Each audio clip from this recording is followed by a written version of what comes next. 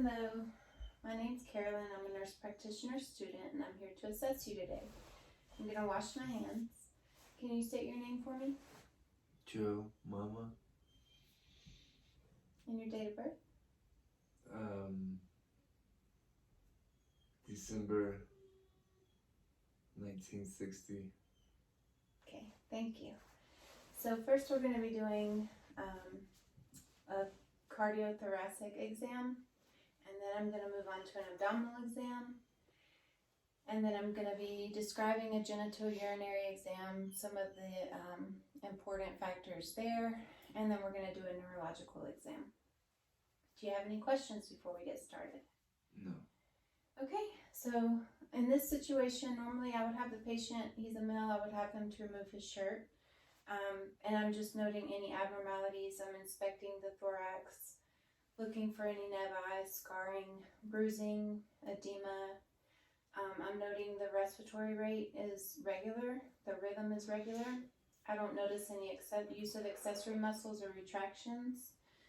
So next I'm going to palpate the thorax. Let me stand this way.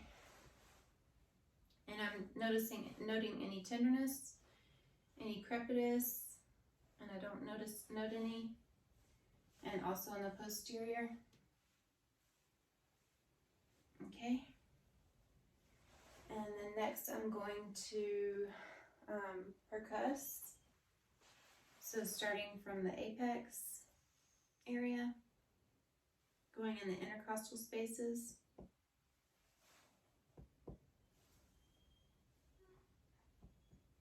And it should be resonant.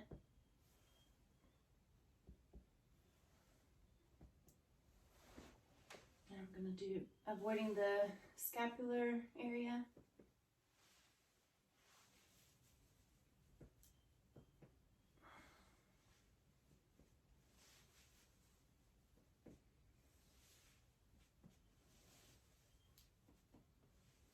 Okay, I'm going to do the lateral side as well.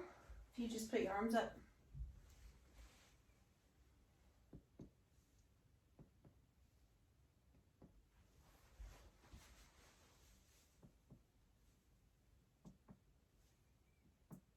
Okay, and next I'm going to auscultate,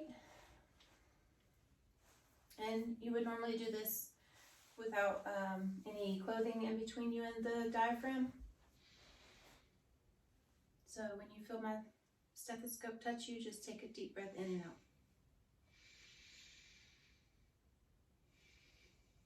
Through your mouth.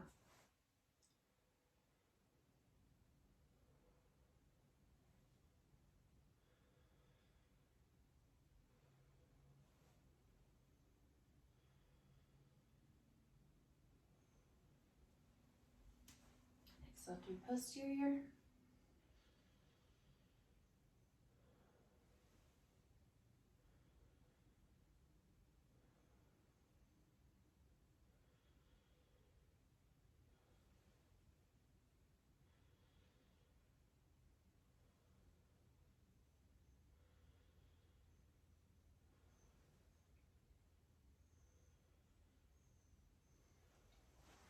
And laterally, if you raise your arms.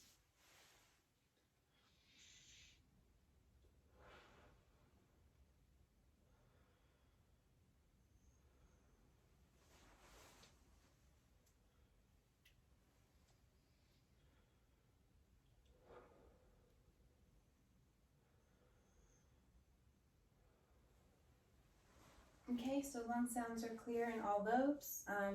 Breath sounds are vesicular. I don't hear any adventitious sounds. Next, we're going to inspect the abdomen. So if I can have you lie down. No, I'm sorry, not the abdomen, the cardiac. Still lie down? Actually, can you sit back up? I'm sorry. So next I'm just going to inspect for any pulsations, any lifts or heaves. I'm going to use the palm of my hand, and starting on the second intercostal space on the right side is the aortic area, and I'm just palpating, noting any thrills, heaves, or lifts. And then the second intercostal space on the left sternal border is the pulmonic, and then moving down, the third and fourth and fifth intercostal is the Erb's point and tricuspid.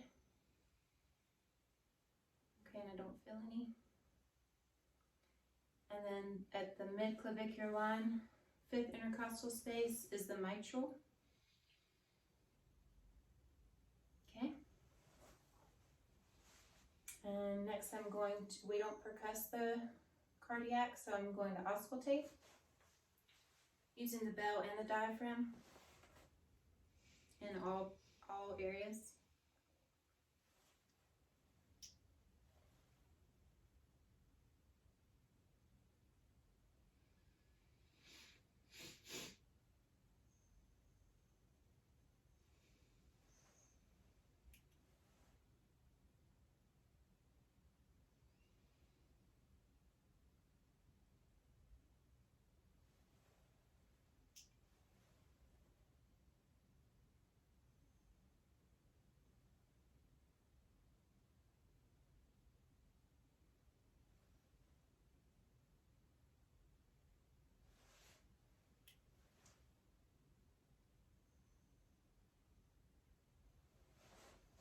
Okay, and I don't hear any clicks, rubs, gallops, or murmurs. It's a normal S1, S2, which is a normal finding. Now I'm going to have you lie down so I can listen to your heart sounds again while you're lying down. This allows me to detect any murmurs that may not have been auscultated previously.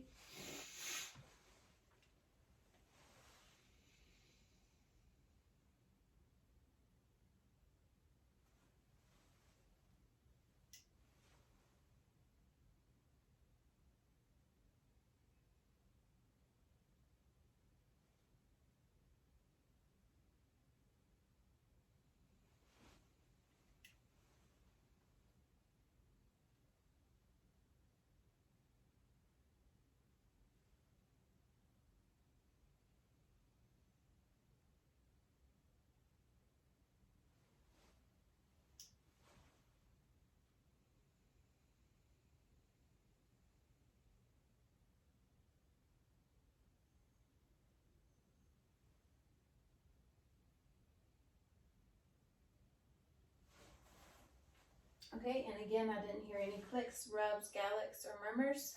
I hear a normal S1, S2 sound. Next, I'm going to inspect the carotid arteries, noting any pulsations. I'm going to palpate using on just one side at a time so as not to cut off circulation to the brain. Okay, good.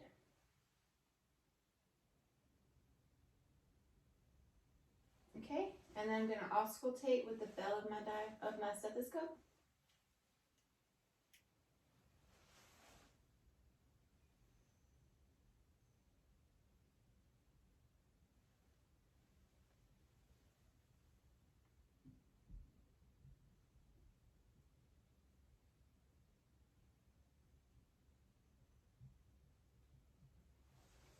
Okay, and no bruits noted. Next I'm going to palpate the pulses. So I'm going to check the brachial pulse. I'm actually going to check them both at the same time. Okay, and they're equal normal bilaterally. I'm going to check the radial, and they're equal bilaterally. And then you would also palpate the femoral, and while I'm here, I can go ahead and check the inguinal lymph nodes, which I will defer for this purposes of this exam. And then I'm going to check the popliteal. So just cup my hands around his knee.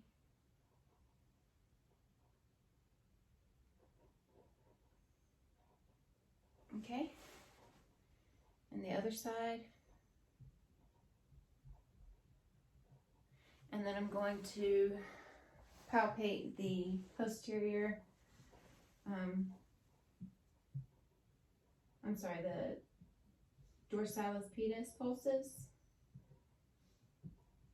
And they're strong and equal bilateral. And then I'm gonna palpate the posterior tibial. Okay. Next, we're going to move on to the abdominal exam. So, do you feel comfortable lifting your shirt up? So I'm noting any lesions, scarring, nevi, noticing the distribution of the hair, if there's any abdominal distension, if there's any pulsations noted in the aortic artery, which I don't see any. The next step is to auscultate because we don't want to disrupt the bowel sounds. So I'm going to go ahead and listen, starting in the right lower quadrant.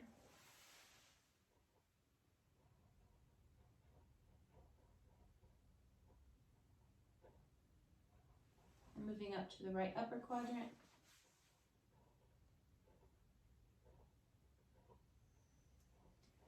And then the left upper quadrant. And the left lower quadrant.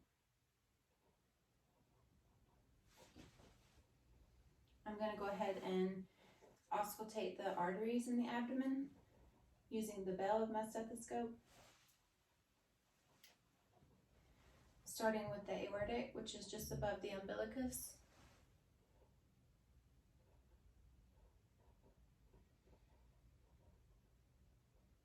No bruits noted.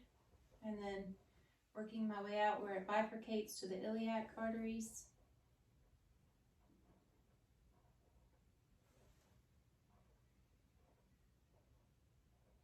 And then the renal.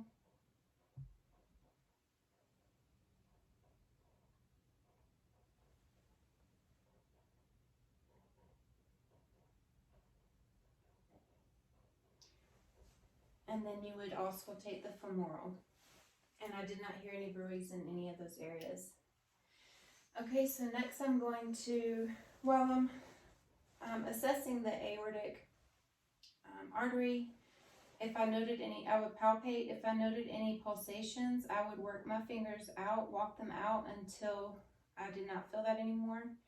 And then I would measure the width of the artery. Okay, so next I'm going to percuss. So I'm going to start in the right lower quadrant.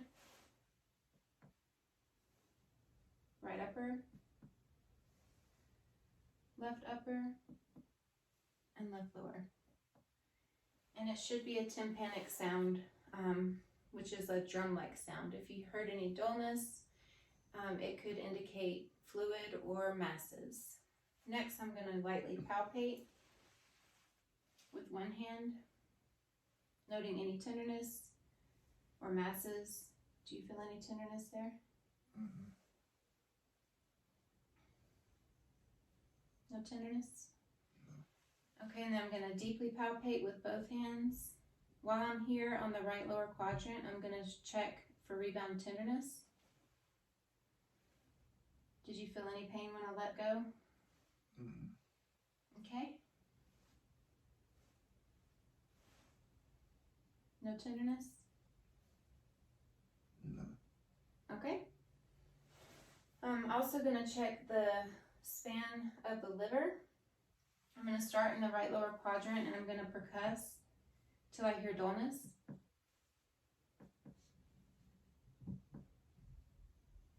And then I'm going to start at about the second intercostal space, midclavicular line, and palpate until I hear dullness.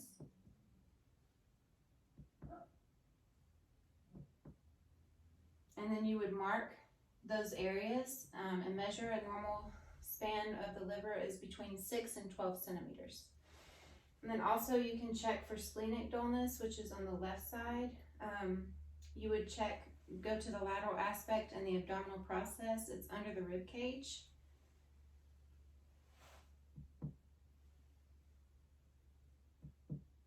Okay, so we can put this down.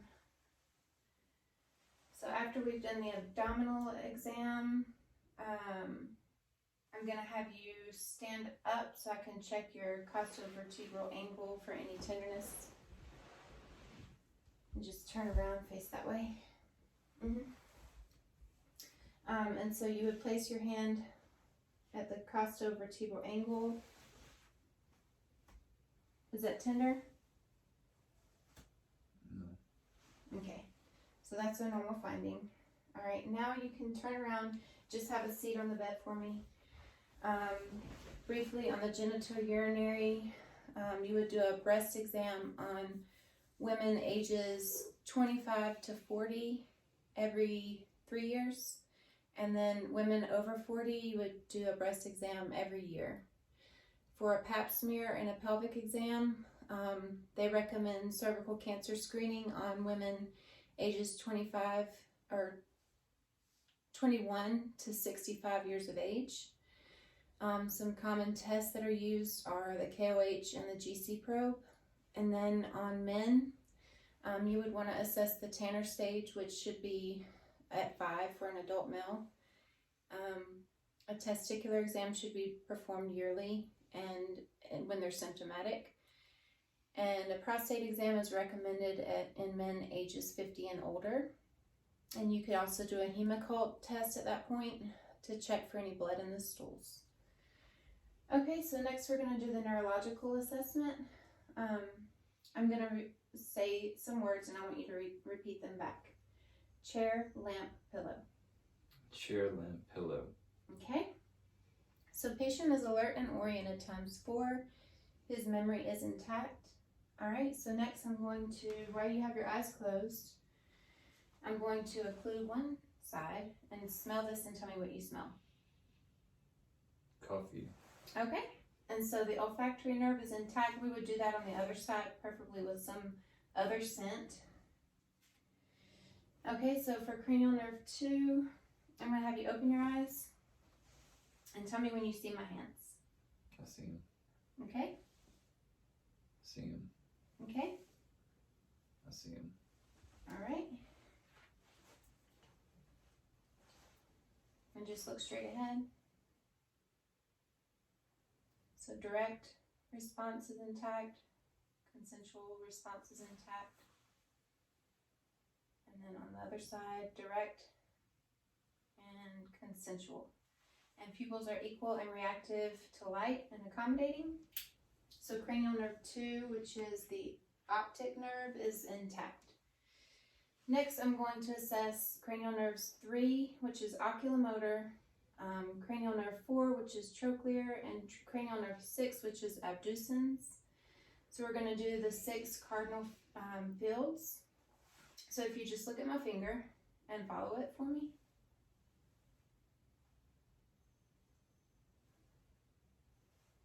Good.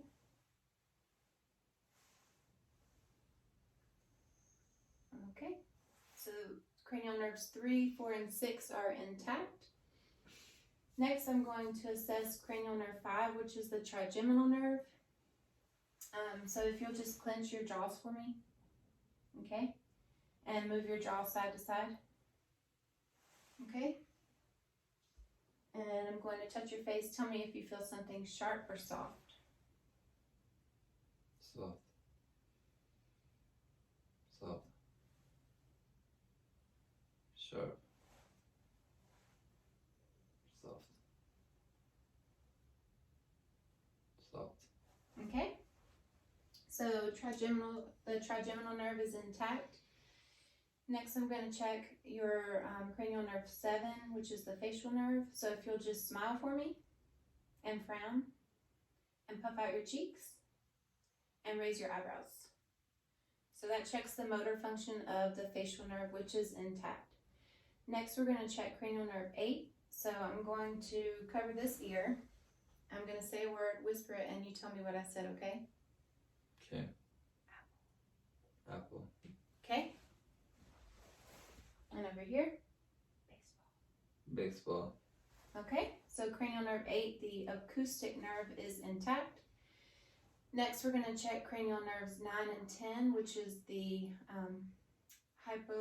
glossopharyngeal and the vagal nerve.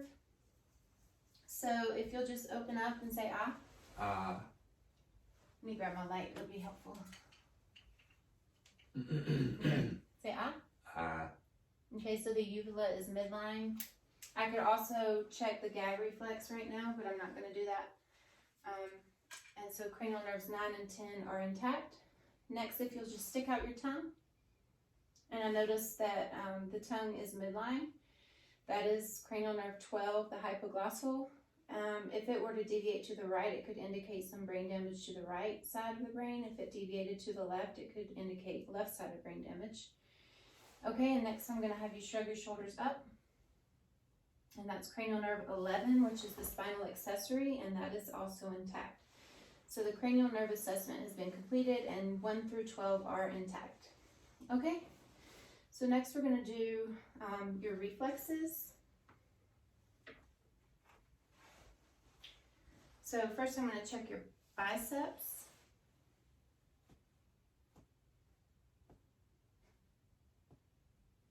Okay, and your triceps. And brachioradialis. Sorry if that hurt. And then we'll do the same thing on this side.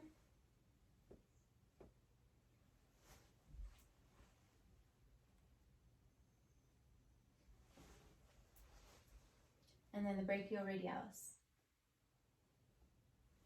Okay, and then next we're going to check the lower extremities. So I'm going to check the patellar, which is over the knee. And it should,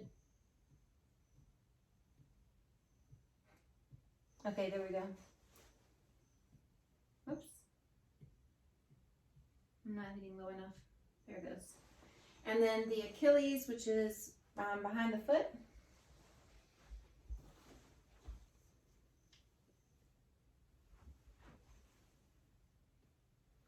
And then lastly, on the reflexes, I'm going to check the Babinski reflex, which is at the bottom of the foot. Maybe if you can sit on the back of it. Yeah, lean back on the bed for a minute.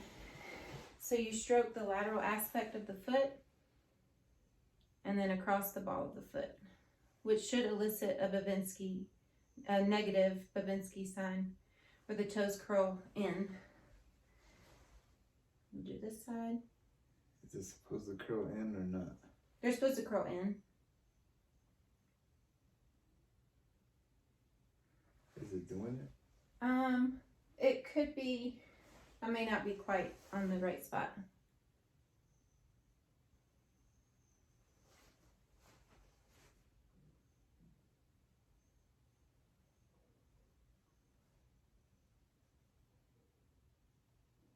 Do I have nerve damage? Maybe so. Because I'm not getting a response on the Babinski reflex. Okay, so next, I'm going to have you sit up. And actually, if you'll stand and put your arms out like this and close your eyes for about 10 seconds. This is checking the pronator drift.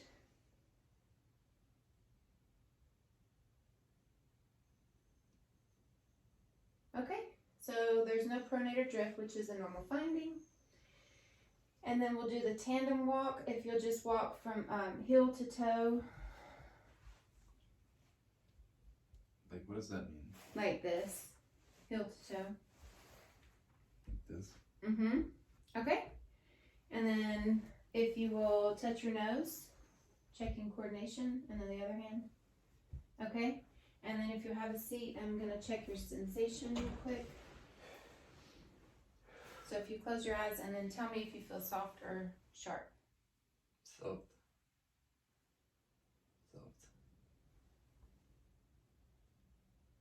Sharp.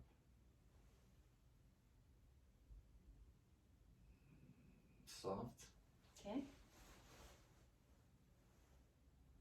Soft.